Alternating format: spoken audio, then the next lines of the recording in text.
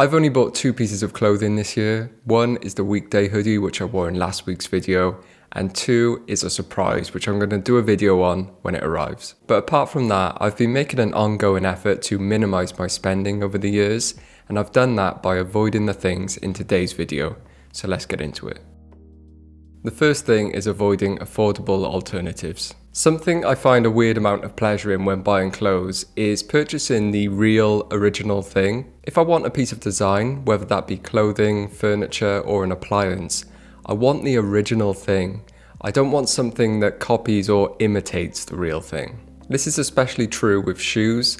Let's take Clark's Wallabies for example. There are so many dupes around these days which look almost indistinguishable from the thing they're trying to imitate. I can and have bought those things in the past and saved a bit of money. And by doing that, I might even get an essence of the thing I'm trying to imitate, but I always end up regretting it. These days, I've come to realize that I'm only happy with the real thing so I can get the exact look, fit, and comfort that was intended. I used to do affordable alternative videos, but I stopped them because I realized even though I was able to get the look of something else, it just felt inauthentic. Now, of course, that does mean that I'm paying more for things, but that brings me on to the next point. Buying things at full price. I'm a broke boy most of the year.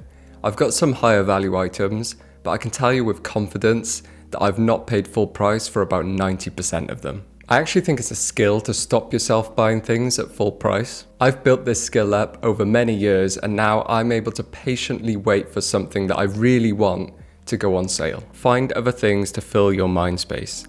They're just clothes or shoes at the end of the day, they're not essential. If they go out of stock before they go on sale, then whatever.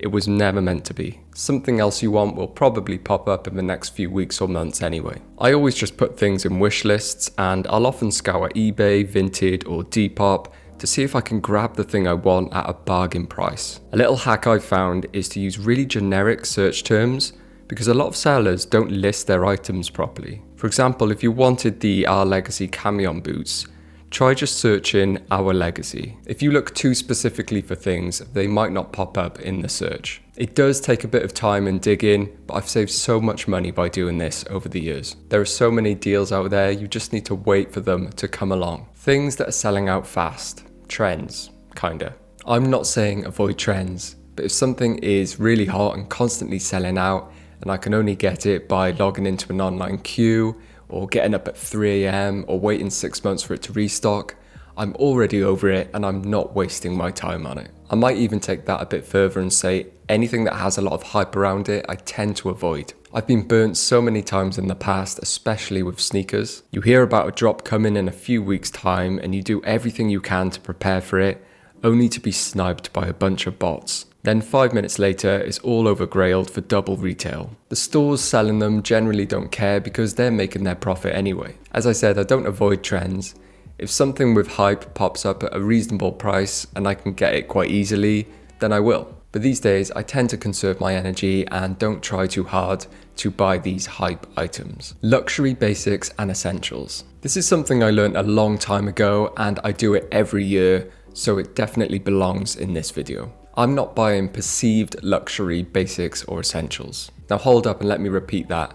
Perceived luxury. I'm talking about certain items from classic brands like Louis Vuitton, Gucci and Givenchy. They definitely have some luxury items, but they also have lower tier parts of their collections like plain white t-shirts and socks that are simply not worth the price. They might be a bit better than high street brands, but mostly they're just using their logo to give you the impression that really basic items are luxury, but they're certainly not worth the outrageous price tag. What I will still buy are genuinely well-made basics and essentials. My most recent example being the Mersby 215 t-shirt. I know it's certainly not for everyone, but to me, that plain t-shirt is worth spending big bucks on because of the tremendous difference in materials and construction. Things that don't suit my body type. This one does require some experience and experimentation, to be fair, so I wouldn't feel too bad if you're not sure on it. But one of the things I've learned over the years is what fits and suits my body type in a way that I feel comfortable. Of course, this is going to be different for everyone, and it can take a bit of time to recognize what you actually like. For me, I like shorter length tops, I like pants that sit higher at the waist, and I generally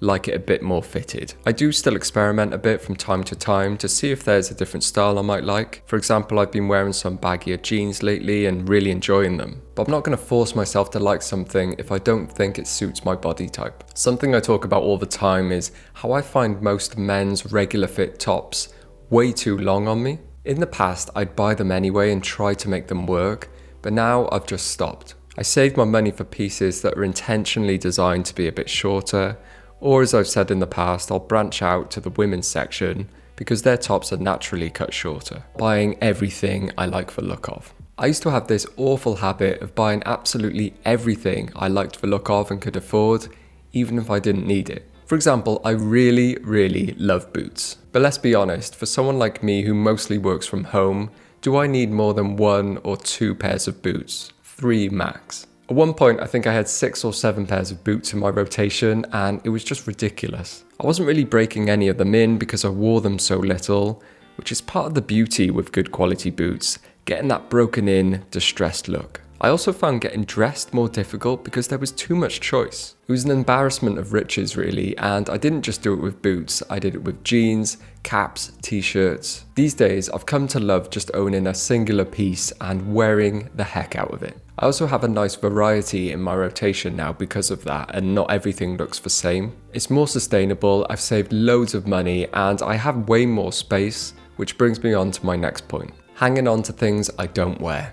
Last year I did some pretty significant clearing out of my clothes, and this year I want to step it up even more. I kept hanging on to things thinking, oh, I'll wear these eventually, and then 5 years later they're still sat there in the very same place in my wardrobe. This was just taking up loads of space, and as I said in my last point, it actually makes picking outfits really difficult because there's just too much stuff to consider. I basically decided if I don't wear something at least once per month, then I probably don't need it. Apart from suits, I have 2 suits, a casual one and a more formal one. I rarely wear them because I don't need them for work or anything, but I do need them from time to time, so I'm not going to get rid of those. With everything else, I've just given it to charity or sold it on eBay and put that money towards fewer but better quality things that I'm going to wear more often. So there's a bunch of things I'm going to stop wasting my money and time on. And I'm always looking to add to this list, so if you have any recommendations, please do let me know down in the comments. Anyway, I hope you enjoyed the video. Thank you very much for watching, and I'll see you next time. Ta-ra.